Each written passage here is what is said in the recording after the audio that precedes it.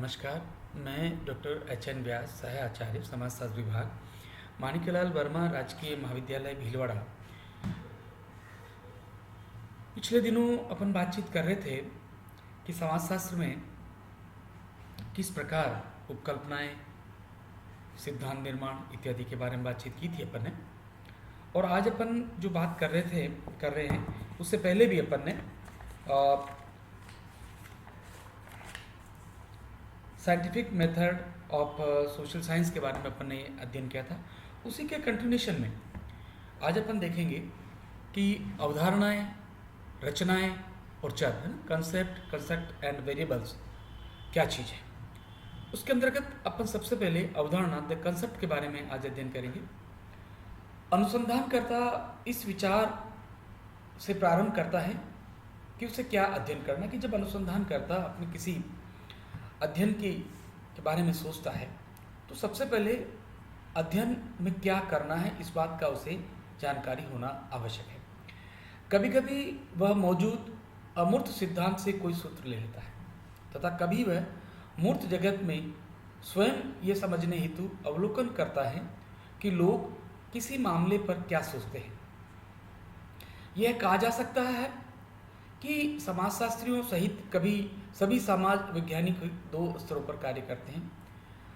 प्राकल्पना निर्माण के स्तर पर पहला, और दूसरा आधार सामग्री के समग्र संग्रह और प्राकल्पना परीक्षण या उसके विश्लेषण स्तर पर। मान लिया कि एक समाजशास्त्री कहता है कि विभक्त परिवार अधिक अपराध के जनक होते हैं। यहाँ कथन एक प्राकल्पना है जिसमें दो अवधारणाएं विभक्त हैं, दो अवधारणाएं सम्मिलित हैं, पहला विभक्त और अपराध। यह सिद्धांत प्राकल्पना निर्माण स्तर पर कार्य करता है।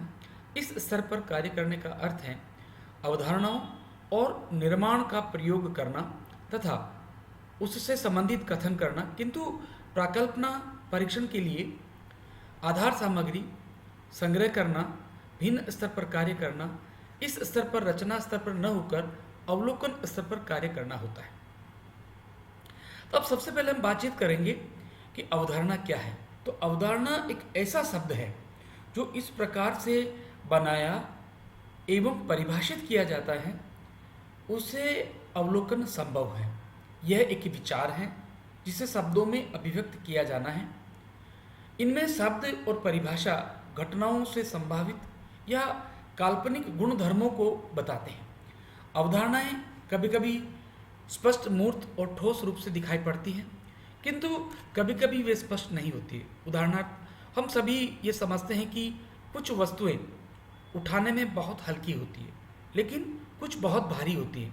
जब हम किसी व्यक्ति के विषय में कहते हैं कि वह कितना लंबा, तेज, सुंदर या निडर मालूम पड़ता है, तब हम उसे लंबाई, रफ्तार, सौंदर्य और साहस की अमूर्त कसौटी पर नापते हैं। ये सब गुण स्पष्ट है, लेकिन कुछ धारणाएं जो प्रत्येक व्यक्ति को स्पष्ट नहीं होती हैं, जैसे समानुभूति। किसी व्यक्ति को उसी के दृष्टिकोण को समझना, समानुभूति को नापना कठिन होता है। एक दूसरा उदाहरण ले, विभक्त परिवार अधिक अपराधों को जन्म देता है। यहाँ अपराध को कानून उल्लंघन के रूप में परिभाषित किया गया है और विभक्त परिवार का तात्पर्य भारतीय परिवार की उन दशाओं से है जिसकी विशेषताएं विघटन, मनमुटाव तथा विभिन्न संबंधों में समरसता का अभाव है, जैसे पति पत्नी के बीच, माँ बाप और बच्चों के बीच, या सास ससुर व बहू के बीच, और इसी प्रकार के कहीं और मनमुटाव। समाजीकरण की अवधारणा अनुसंधानकर्ता को दर्शाता है कि उसे क्या खोजना है। वे मूल्य, अभिवृत्तियाँ व कुशलताएं जो कि व्यक्ति अंतर्निहित कर लेता है, जो उसके व्यक्तित्व को स्वरूप देते हैं और जो समाज से उनको जोड़ते हैं। समूह की अवधारणा से तात्पर्य अनेक व्यक्तियों का होना जिनमें प्रत्यक्ष या अप्रत्यक्ष संवाद होता है, अंतःक्रिया के मानक स्वरूप होते हैं, सामान्य लक्ष्य और प्रतिमार्गी मानदंडों में सहभागिता होती है और जिनमें कुछ सीमा तक परस्पर निर्भरता होती है। सामाजिक एकता शब्द समूह के प्रति व्यक्ति के लगाव को दर्शाता है, लेकिन लगाव के बल और तीव्रता में भिन्नता की ओर भी इंगित करता है। अर्थात यह लगाव विभिन्न मूल्यों को ग्रहण करता है, यह भिन्नता रखता है, या वह संख्याओं में भी भिन्न हो सकता है। अतः हमें यह जानना चाहिए कि अवधारणाएं क्या है और किस प्रकार समाजशास्त्री निर्माण स्तर से अवलोकन स्तर की ओर बढ़ते हैं। देखिए, सबसे पहली हम जो बातचीत करते हैं कि जो हमारे सामाजिक संबंध है, विभिन्न सामाजिक संबंधों की जिसमें समरसता का अभाव, जैसे हिंदू मुस्लिम, हम जब दोनों धर्मों की बात करते हैं तो हमें एकाएक लगता है कि दोनों धर्म के बीच जो बेसिक जो कंसेप्ट है वो डिफरेंट है और उसी को लेकर हम आपस में मतभेद रखते हैं। और इसी तरीके से जैसे पति पत्नी के बीच मतभेद है, माँ बाप और बच्चों के बीच का मतभेद है, सास ससुर बहू के बीच इस प्रकार के कई मनमुटाव हमें देखने को मिलते हैं। तो अब ये सामाजिकरण की अवधारणा अनुसंधान करता है। सामाजिकरण क्या है कि हमें सीखने की प्रक्रिया, सामाजिकरण किसको कहते हैं? वह सीखने की प्रक्रिया है जो जन्म से लेकर मृत्यु तक चलती है। अब उसको खोजना है हमें, है ना, कि ये क्या कारण है, किन घटनाओं की वजह से इनके बीच इस प्रकार का मनमुटाव है या भेदभाव है। यद्यपि अवधारणा और निर्माण दोनों ही शब्दों का अर्थ समान है, ठीक है, फिर भी दोनों में कुछ अंतर है। अवधारणा एक शब्द या शब्दों का समूह है। अवधारणा क्या है? एक शब्द या शब्दों का समूह है जो किसी वस्तु की प्रकृति से संबंधित या वस्तुओं के बीच के संबंध के विषय में एक विचार को अभिव्यक्त करता है। अवधारणा क्या है? अर्थात एक नाम है या शब्द है या समूह है, शब्दों का समूह है जो हम लोग सामान्यतया किसी के बारे में निर्माण करते हैं। जैसे इन दिनों कोविड है और कोविड को लेकर हमारे मन में कई तरीके से विचार आते हैं और यही विचार हमारी अवधारणाओं का निर्माण करते हैं, जो प्राय घटना के वर्गीकरण के लिए श्रेणी प्रदान करता है। सैंडर्स एंड पिने 1947 में बताते हैं कि अवधारणाएं अनुभवपरक घटनाओं की विस्तृत विविधता को व्यवस्थित करने के साधन प्रदान करती है। ये सामान्यीकरण की प्रक्रिया में आवश्यक होती है। फिर भी अवधारणाएं प्रकृति में निहित नहीं होती हैं, बल्कि वे तो मानवकृत है, क्योंकि जो भी अवधारणाएं हैं वो प्रकृति में विद्यमान नहीं है, ये तो मानव निर्मित है, मानव के द्वारा इनका निर्माण किया जाता है। जैसे कोई चीज़ अच्छी है या बुरी है, कोई उपयोगी है या कोई अनुपयोगी है, ये कौन निर्धारित करता है? ये मनुष्य निर्धारित करता है कि ये चीज़ उपयोगी है अथवा अनुपयोगी है। हालांकि कई बार इनमें इस प्रकार की विविधता देखने को मिलती है कि एक समूह विशेष या व्यक्ति विशेष के लिए कोई चीज़ उपयोगी हो सकती है और दूसरे समूह या व्यक्ति विशेष के लिए वह चीज़ अनुपयोगी भी हो सकती है। वे सामान्यीकरण की प्रक्रिया में आवश्यक होती है। फिर भी अवधारणाएं प्रकृति में निहित नहीं होती, बल्कि वे मानवकृत हैं। वे तो मानसिक रचनाएं हैं जो एक निश्चित दृष्टिकोण दर्शाती हैं और घटना के किसी पक्ष पर प्रकाश डालती हैं, जबकि कुछ अन्य पक्षों की अवहेलना करती हैं। थियोडोरसन 1979 में बताते हैं कि उदाहरणार्थ सामाजिक परिवर्तन, सामाजिक क्रम विकास, वृद्धि, सामाजिक प्रगति, आधुनिकीकरण और विकास के से सभी अवधारणाएं हैं, मानसिक रचनाएं जिनके अलग अलग अर्थ हैं। सामाजिक परिवर्तन सामाजिक संबंधों के स्थापित प्रतिमानों, सामाजिक संस्थाओं, सामाजिक भूमिकाओं या सामाजिक व्यवस्थाओं में परिवर्तन की ओर इंगित करता है। क्रम विकास धीमी गति से होता है, किंतु श्रृंखलाबद्ध चरणों में सरल से जटिल की ओर परिवर्तन निरंतर होता रहता है। उसी को हम लोग विकास कहते हैं या उद्विकास कहते हैं, वृद्धि, ग्रोथ। अब हम बात करते हैं वृद्धि क्या है, ग्रोथ क्या है। परिमाणात्मक परिवर्तन है, अर्थात संख्याओं में परिवर्तन या वृद्धि। जैसे एक गांव में कृषि उत्पादन रासायनिक खादों तथा नहरों के पानी के प्रयोग में 100 क्विंटल से 200 क्विंटल तक बढ़ जाता है, ये विकास नहीं है, ये वृद्धि है।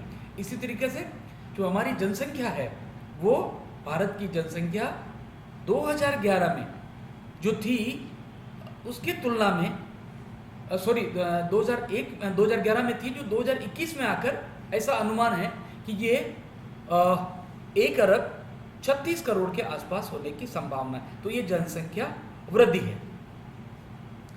अब सामाजिक प्रगति का अर्थ है वांछनीय परिवर्तन या आदर्श की उपलब्धि। जैसे हम लोग कहते हैं कि कई बार प्रगति शब्द की बात करते हैं तो सामाजिक विकास की बात करते हैं, प्रगति मतलब सामाजिक विकास। तो ये जो प्रगति है हमेशा प्रगति नकारात्मक नहीं होती है, ये हमेशा पॉजिटिव होगी।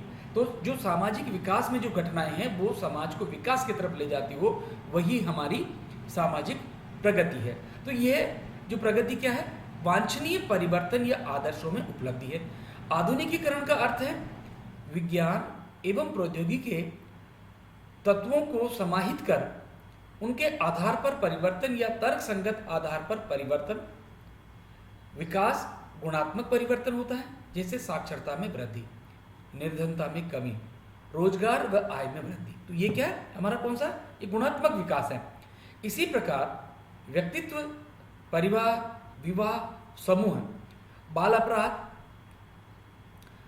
परिवारवाद, सामाजिक क्रिया, शब्द, समाज समायोजन, प्रतिबद्धता, गतिशीलता, आंदोलन, दबाव बनाने वाले समूह, प्राथमिक समूह, झुग्गी बस्ती, हिंसा, जाति, वर्ग, अस्पृश्यता, बहुपत्नी प्रथा, बहुपति प्रथा, समाजीकरण, सामाजिक प्रतिष्ठा, भूमिका, प्रतिमान, स्तरीकरण, अंतःक्रिया आदि अवधारणाएं हैं जो व्यावहारिक वैज्ञानिक को कुछ विश्लेषणीय उद्देश्य के लिए घटनाओं की विविधता की अभिव्यक्ति करती है। ये उपरोक्त प्रकार से मैंने आपको जो सारी चीजें बताई है, ये सारी की सारी अवधारणाएं हैं जो व्यावहारिक वैज्ञानिक को कुछ विश्लेषणीय उद्देश्य के लिए घटनाओं को विविधता अभिव्यक्त करती है। अवधारणाओं की व्याख्या परिभाषाओं के द्वारा भी की जाती है। उदाहरण के लिए अवधारणा संघर्ष का अर्थ तभी होता है जब उसकी परिभाषा की जाए। एक संभावित परिभाषा व्यक्तियों के बीच अंतःक्रिया जिसमें एक व्यक्ति दूसरे व्यक्ति को लक्ष्य प्राप्ति से रोकता है के रूप में की जा सकती है। कभी कभी एक अवधारणा को परिभाषित करने में अन्य शब्दों का प्रयोग करना पड़ता है, जैसे बुद्धि को मानसिक क्रिया कहा जा सकता है, वजन में वस्तु को भारीपन कहा जा सकता है इत्यादि। एक अवधारणा की कई परिभाषाएं हो सकती है ना। जैसे अपन पढ़ते हैं कि एक परिवार को लेकर जैसे परिवार की डेफिनेशन है तो कई सारे विद्वानों ने अपनी अपनी परिभाषाएं देते हैं, या सामाजिक समस्या को लेकर वो बात करते हैं तो कई सारी परिभाषाएं अपने सामने प्रस्तुत करते हैं। हम उन्हें विविध पुस्तकों में दिए गए अर्थों को संदर्भित कर सकते हैं या उसकी परिभाषा स्वयं भी कर सकते हैं। हमारे स्वयं परिभाषा करने में समस्या यह है कि अन्य लोग इसकी वैधता से संतुष्ट नहीं भी हो सकते, क्योंकि परिभाषा जो होते हैं, कोई नामचीन व्यक्ति होता तो हम उसको स्वीकार करते हैं, लेकिन सामान्य व्यक्ति की परिभाषा को थोड़ा सा लोग उसको स्वीकार नहीं करेंगे। तो स्वयं परिभाषा करने में समस्या यह है कि अन्य लोग उसकी वैधता से संतुष्ट नहीं भी हो सकते। अतः वांछनीय यही है कि पहले से मौजूद और परीक्षित दृष्टिकोण को ही अपनाएं। मान लें कि एक अनुसंधानकर्ता एक गांव में स्वास्थ्य सेवाओं की आवश्यकता का अध्ययन कर रहा है, तो उसे स्वास्थ्य सेवाएं शब्द को परिभाषित करना होगा। इसके कई अर्थ हो सकते हैं। एक प्राथमिक स्वास्थ्य केंद्र का प्रबंध कराना, अधिक स्वास्थ्य कर्मियों का प्रबंध करना, अधिक दवाइयाँ उपलब्ध कराना, शल्य क्रिया करने के लिए अधिक आधुनिक उपकरणों को उपलब्ध करना, विशेषज्ञों के अधिक दौर कराने का प्रबंध करना, रोगी वाहन उपलब्ध करना, घरों पर स्वास्थ्य निरीक्षण का प्रबंध करना, रोगियों की सुविधानुसार अस्पताल का समय परिवर्तन करना इत्यादि। इसी प्रकार समाज विज्ञानी के अनुसंधानों में अनुसंधान प्रारंभ करने से पूर्व अवधारणाओं को परिभाषित करना हम काम चलाओ हेतु आवश्यक है। उदाहरण के लिए सम्मान की अवधारणा लेते हैं। इसका अर्थ है कि एक व्यक्ति के कार्य के मूल्यांकन में आदर या अत्यधिक उच्च दृष्टिकोण रखता है। तब उच्च दृष्टिकोण का क्या निर्वाह करता है, चाहे भूमिका कोई भी हो। मान ले दो अनुसंधानकर्ता दो भिन्न समूह के दो व्यक्तियों ए और बी के सम्मान का अध्ययन करने का निश्चय करते हैं। पहला एक परिवार में जो व्यक्ति के सम्मान का उसकी सेवानिवृत्ति के पश्चात, और दूसरा उसके कार्यकाल के सहायक के मान का। प्रथम मामले में अनुसंधानकर्ता सम्मान की परिभाषा निर्णय लेने की प्रक्रिया में परामर्श, आर्थिक दृष्टि से परिवार के लिए बाजार से खरीदारी करने के लिए बहू द्वारा स्नेह और सम्मान दिया जाना, पुत्र और कार्यरत पुत्र वधू की उनकी अनुपस्थिति में बच्चों की देखभाल करना, बच्चों की गृह कार्य करने में मदद करना, जब कभी आवश्यकता हो घर की छोटी मोटी मरम्मत कराने का प्रबंध करना आदि कार्यों में उच्च सम्मान के अर्थ से करता है। चूंकि इस व्यक्ति के परिवार के सभी सदस्यों द्वारा आदर किया जाता है और पड़ोसी तथा मित्रों द्वारा भी सम्मान किया जाता है, तब यह कहा जा सकता है कि उसको उच्च सम्मान प्राप्त है। दूसरी स्थिति में कार्यालय में एक सहायक के सम्मान प्राप्त है, जो ऐसा कहा जाता है क्योंकि वह न तो चाटुकार है और न ही चापलूस है, वह रिश्वत नहीं लेता है। कार्यालय के कार्यों में नियमों का पालन करना है। तो इस प्रकार व्यक्ति को जहाँ जहाँ आवश्यकता होती है, हम उसको उसके अनुसार सम्मान करने की बातचीत करते हैं। धन्यवाद। कल मैं इसको आगे पढ़ाऊँगा। धन्यवाद। नमस्कार।